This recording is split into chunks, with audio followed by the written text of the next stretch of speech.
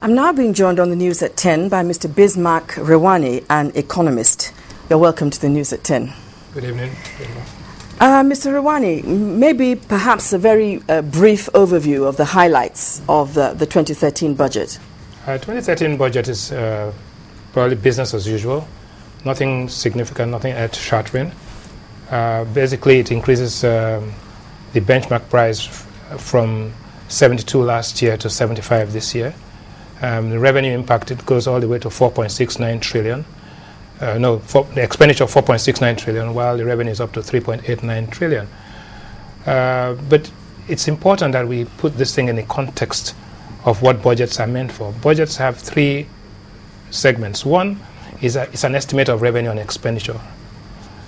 Therefore, you talk about how much you expect and how much you want to spend. Two is it's a tool of economic management because you want to alter both the investment, the savings, and the production function of the economy.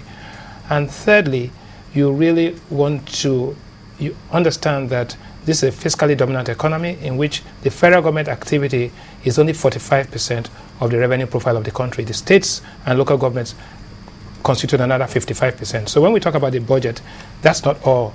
That's only a part of this whole process. So you find the state governments as well are very important, and these state governments also have to be dealt with. But more important is that if you have a deficit, how much is the deficit and how are you going to fund it? Are you going to use internal borrowing or external borrowing?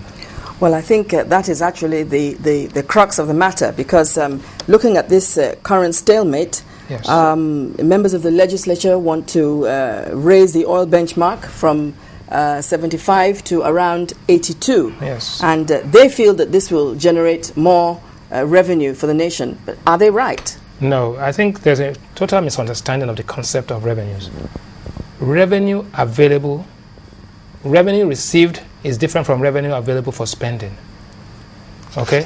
What happens is that by what the legislators are trying to do, they want to increase the revenue available for spending, but will not increase the revenue received. Revenue received is what we receive if the price is 110 and it goes to 120, we get $10 more per barrel.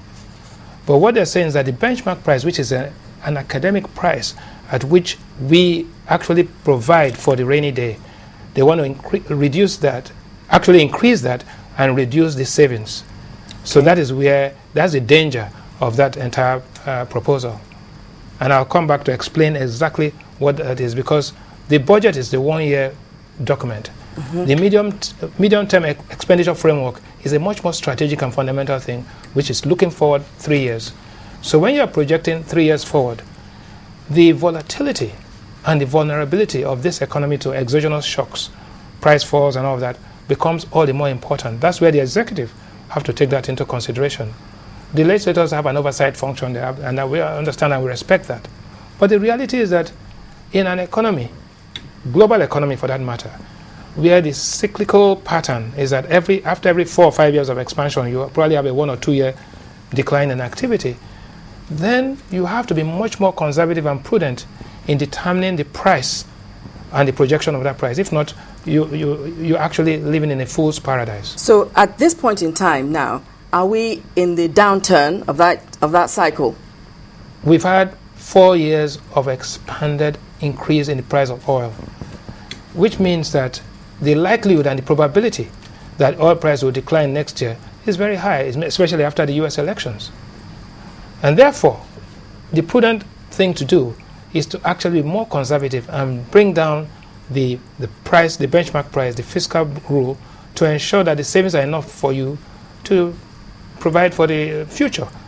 Now, let me step back a little bit and explain to you what the arguments are. First and foremost, I've said 75 and 82. That is only, we are shifting around with revenue available and revenue received. The reality is that the Minister of Finance and the President are saying that we need to save, we need to provide for the rainy day. Mm-hmm. It improves our credit rating. And when the credit rating improves, the cost of borrowing by the Nigerian government, by the Nigerian corporates and Nigerian banks actually reduces. It encourages the inflow of foreign direct investment, which stands at about $6.6 billion a year now, that could go as high as $10, $12 billion. It actually enhances our chances of meeting Millennium Development Goals and our Vision 2020 objectives.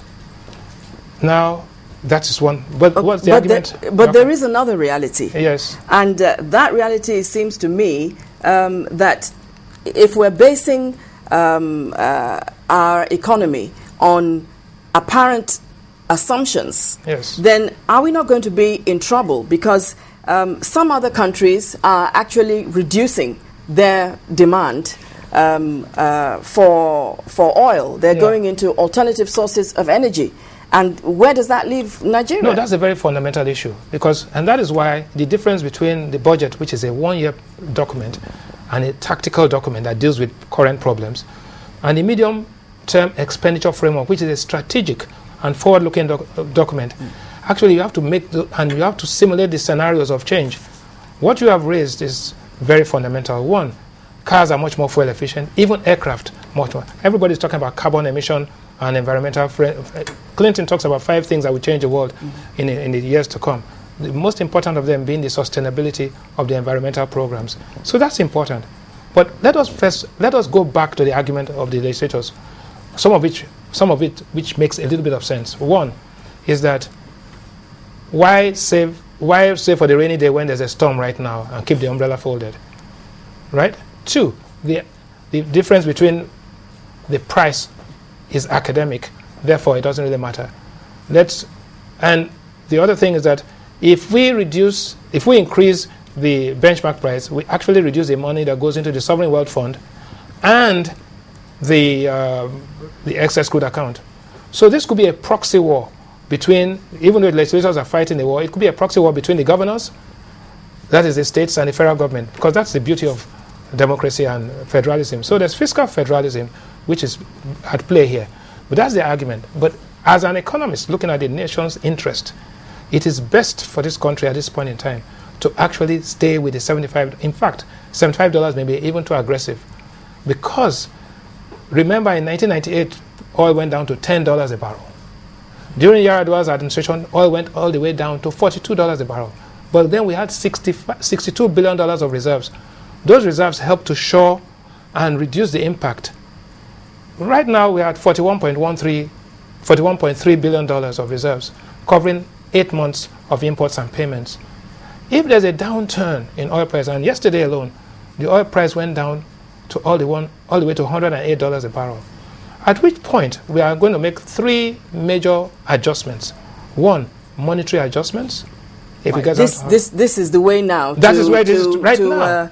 To resolve the impasse. Absolutely. That's what we should be looking at. We should be looking at, because you see, you can deceive yourselves and live in a fool's paradise and say, okay, you can make the benchmark of the benchmark price $108, which means there's no savings. Only a fool will harvest all the money he has on the day without preparing for the rainy day. So definitely, one would suggest, and I think it's going to be a consensus. There's going to be a negotiation. The ground, there's 82, there's 75. Perhaps. Maybe they'll meet, but I suspect in the best interest of the nation, they should actually go to 75.